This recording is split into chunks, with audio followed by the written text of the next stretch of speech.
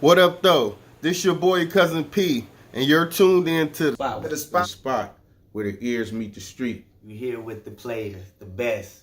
You know what I'm saying? Whatever you. Damn, I don't even know. I gotta get the shit where your ear eat. What is it? Where your ears meet the street. Where your ear meet the street. The spot where your ear meet the streets, man. Where your ears meet the What up, though? This your boy Cousin P, and you're tuned in to the spot where the ears meet the streets. I got a special guest with me today. I'm going to allow him to introduce himself.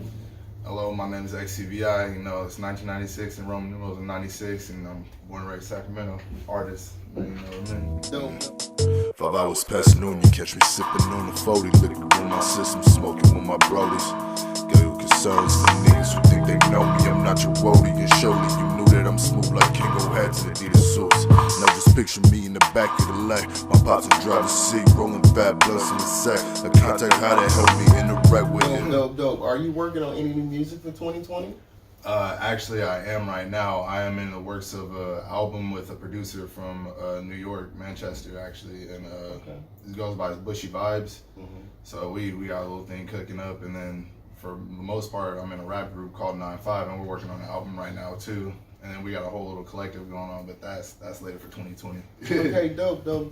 How would you describe your sound in particular?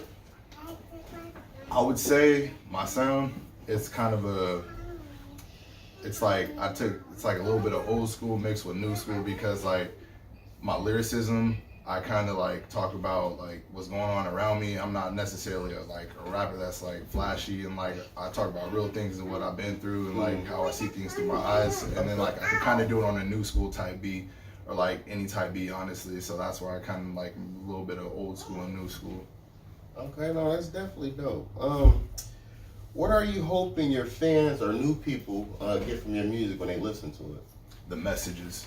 Okay. Throughout my music, you know, I try to get messages, you know, like mainly what I've been talking about for like a year and a half recently is just unifying Sacramento, because we got so many talented artists out here, from like every aspect of Sacramento, and it's kind of hard for like all of us to like come together when you got this side of Sacramento is not messing with this side of Sacramento, and we're all Sacramento. We shouldn't be going up against ourselves. We should just be unifying and pushing all our music together, and not just like, you know, they from that side, it sound cool, but they from that side, so you know I'm not messing with that. But like when it's all just like great music. Right. And to add on to that, when you're from the outside looking in, it's just one whole, it's Sacramento. Ain't nobody looking at it if you're from the south, if you're from the north. It's just Sacramento. And that's how we got to start seeing it. Right. And that's exactly how we got to start seeing it. Right, that's so true. What are your influences outside of hip hop that help you form your style?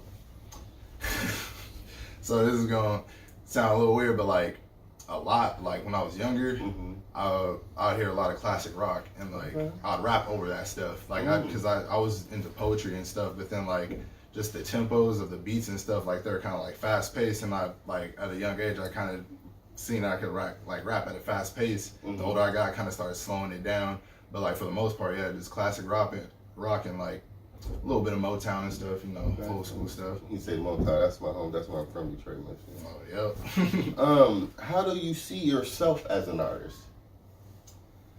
Right now, I still see myself as a developing artist. You know, I feel like there's still things I can work on. Right. But for the most part, I do see myself as like a hip hop artist, and I could see myself a couple years from now, you know, having a name for myself and like achieving things for like Sacramento and stuff, and like a lot of other people up there with me in Sacramento. Like I just see myself as like an artist who wants to bring everyone together. Right. There's nothing wrong with that. So this next question is kind of similar to what I just asked you. How do you want to be seen as an artist in the eyes of others? I want to be seen as an artist that they want to take serious. Okay. I want to be like, I want them to know that I'm serious about it. Like I want to be seen as like a serious. I don't want them to be like, oh, you know, he's doing this, but he's not really serious about it. You know, this is just for him, just to do type thing. I want them to know like I'm really serious, because like the messages I put in my music is not just like, oh, I'm doing this for fun. Like I realize that I can use music as a platform to like talk to people from my experiences. I mean, I'm only about to be 24 this year, but I'm like throughout my 23 years of living, I've seen a lot. So hopefully I can help people.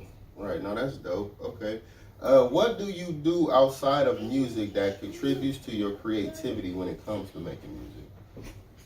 Do you play instruments? Yeah, I mean, I self-taught myself guitar a little bit, and then I self-taught myself piano, but then I ended up taking music lessons at Sac City after I taught myself a little bit because I wanted to like get better. I wanted how to write sheet music and everything. Okay. So from there I just kind of practiced and then mess around with like watch videos, watch podcasts, read like $1 million worth of game. I'll be watching that, learning like a thing or two from people, just like try to basically learn, like do my own type of research and like learn what people are talking about, like what's like in the hip hop community and everything. Right. When you go to the studio, are you one of the people that just go in the booth and try to freestyle everything?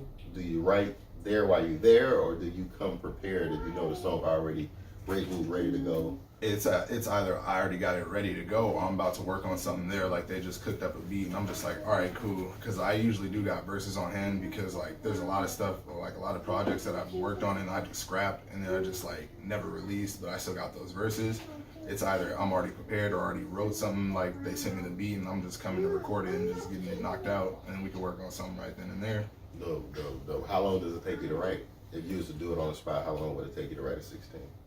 Oh, honestly, 16, honestly, probably 30 minutes. 20 to 30 minutes. And then to lay it down, how about you get it on one take 10 or you man, fucking up the money? You know what I'm saying? Like, come on, bro, it's like the 9th time. Yeah, hey, sometimes I'll fuck. Sometimes it'll take me like 23 times, and sometimes it'll take me 3, or sometimes it'll take me 1. It like depends on how I'm feeling. Like if I come in there like a little high, right. It might take me a few times. If I go in there sober, I'm on it. That's what's up. I appreciate the honesty, man. Okay, last question. If your music career doesn't take off like you planned it, do you have a plan B?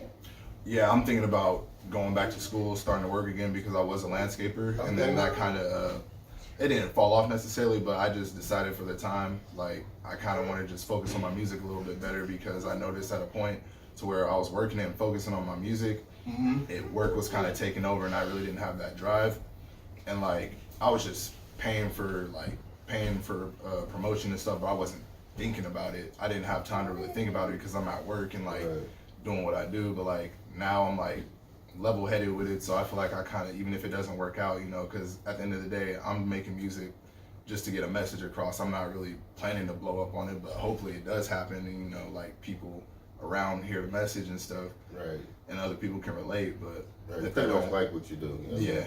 But like if that don't work out, I mean, I'm working. I know. I definitely hear you on that. I work right now. And I noticed you said you'll go back to school. If you was to go back to school, what would be the major? What would you be trying to learn? I would go there for business. Okay. Go there for business finance, and then probably still try to tie back in with the music because I didn't even graduate from college or anything. I just went like 2 semesters and then dropped out. That's dope. That's not about me when I was going to CRC. I just went to learn how to, shoot videos. Yeah. Once I learned that out, met a few people. Okay, deuces. See, that's why I did the same thing. Like I felt I learned a few little things. I don't need this class, but like, man, I want to go back and just finish it. There's like no point in starting it and not finishing. Right, man. But that concludes all my questions, man. Thank you for coming. No problem. If you can look in the camera and shout out all your social media info, just in case someone see this and want to reach out to you. For sure. On Facebook, you can type in for the link just XCVI. That's the capital X, capital C, capital V, capital I. And my Instagram is XCVI, but it's spelled out, so it's X_SEE_V_IYE, and then everything's linked from there.